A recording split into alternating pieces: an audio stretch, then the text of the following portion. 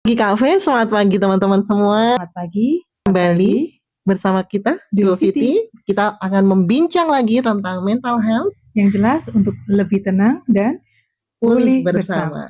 Untuk berada dalam situasi, dalam kondisi yang memiliki kesehatan mental yang baik, tidak semuanya gitu ya, tidak semuanya untung berada dalam situasi yang mendukung mereka untuk bertumbuh dan berkembang dengan memiliki mental yang sehat. Apakah itu tentang dari remaja, dewasa, ataupun tidak melihat usia ya? Karena mental health itu tidak memandang usia. Bagaimana sih kita supaya bisa melihat segala sesuatu itu dari perspektif yang positif tentunya dan mendukung kita untuk tetap berkembang dan bertumbuh gitu.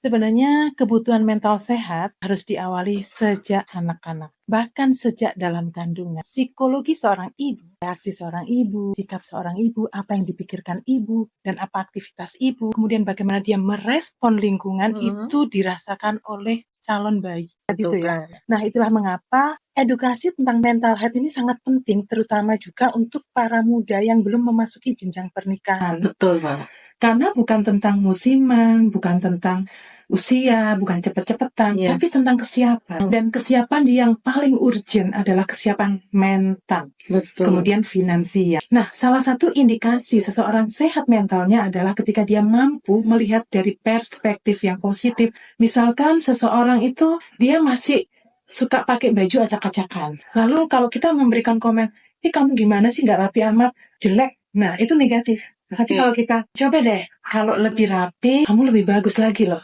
Kayaknya lebih meyakinkan lagi penampilanmu karena dari sisi fisiknya kamu udah bagus. Nah, jadi kita lebih positif dan bisa jadi orang lain berpenampilan begitu karena dia level pemikirannya belum sampai ke situ.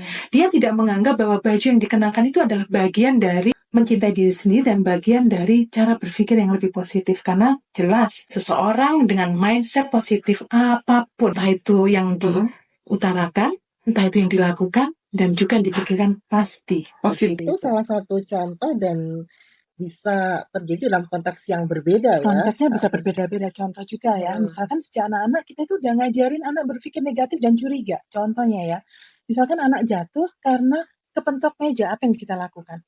Nakal nih mejanya, udah mejanya tak pukul. Nah, itu udah kita memberikan contoh untuk menyalahkan orang lain atas kejadian yang terjadi pada diri kita. Sedangkan cara yang bijak seperti apa? Nah, jalannya hati-hati. Jadi kalau kamu kena meja, yang salah bukan mejanya, kamu kurang hati-hati. Bukan kamu nggak hati-hati, bukan, tapi kamu kurang hati-hati. Apalagi kalau kita memberi kata-kata kamu ceroboh. Nah, tapi kalau kamu kurang hati-hati, berarti aku sudah hati-hati, tapi aku harus